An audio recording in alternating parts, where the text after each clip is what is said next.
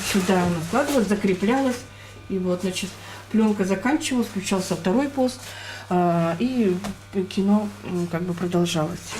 О том, как когда-то проходили большие показы, работники кинотеатра «Мир» вспоминают с трепетом и даже грустью. С появлением проектора часть фильмов, например, военных, до последнего времени все равно демонстрировалась на пленке. И сейчас, несмотря на солидный возраст, все в рабочем состоянии. Для хранителей кино это не только особая атмосфера, но и целая эпоха, с которой трудно расставаться. Здесь помнят и подъем во второй половине 20 века, и резкий спад в годы перестройки. Многие дети, они даже не видели вообще всю эту киноаппаратуру, вот эти кинопроекторы «Украина», с которыми мы выезжали на фермы, в лесопункты. Раньше же было очень много киноустановок, когда наше кино очень ценилось. Вот. И после того, что как бы вот это все рухнуло, период, он, конечно, практически уничтожил все это. Для установки нового оборудования старое придется демонтировать. Но работники надеются сохранить хотя бы один пост, а рядом с ним открыть небольшой музей о том, как кино на селе жило раньше. В этом году «Миру» исполняется 55 лет. Сотрудники признаются, предстоящий ремонт – лучший подарок. Пока на будущую киноустановку намекает только новое проекционное окно. А для цифрового проектора здесь уже освободили место. Вместо 3 старых аппаратов здесь появится один современный. 5 миллионов потратят на покупку кресел и полное переоборудование. Жителям Визинги наконец-то станут доступны самые свежие киноновинки, в том числе в формате 3D. Еще около полумиллиона уйдет на ремонт потолка, стен и замену электропроводки. Со дня на день начнется аукцион на проведение работ. Накануне кинотеатр посетил инженер из Санкт-Петербурга, который дал необходимые рекомендации.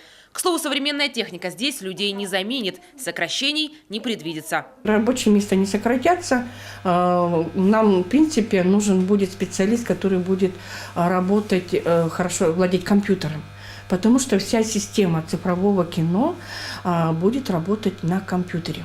С появлением цифрового кино количество посетителей должно увеличиться. Сейчас в год их порядка 11 тысяч человек, и большая часть – дети. В центре Визинги 5 дошкольных учреждений и Визинская среднеобразовательная школа.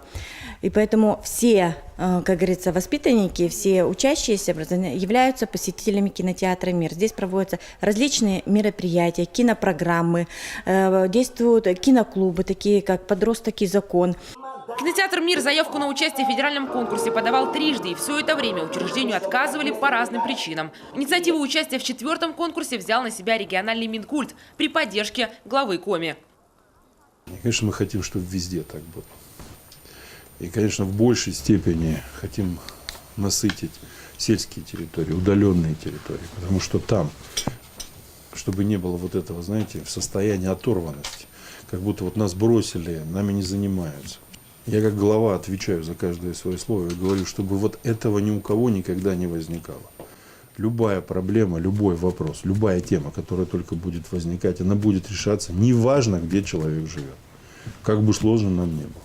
Другой вопрос, будем предлагать, конечно, механизмы, будем предлагать, конечно, определенные варианты решения той или иной задачи. Но опять же, человек должен сам выбрать, насколько это для него важно.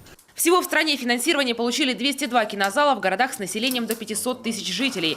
В Коми финансовую поддержку также получат кинотеатр «Современник» в Жешерте, клубно-спортивный комплекс в Уктыле и ДК в Обьячево. Таисия Жакова, Вячеслав Беспалов, телеканал «Юрган», Сысольский район.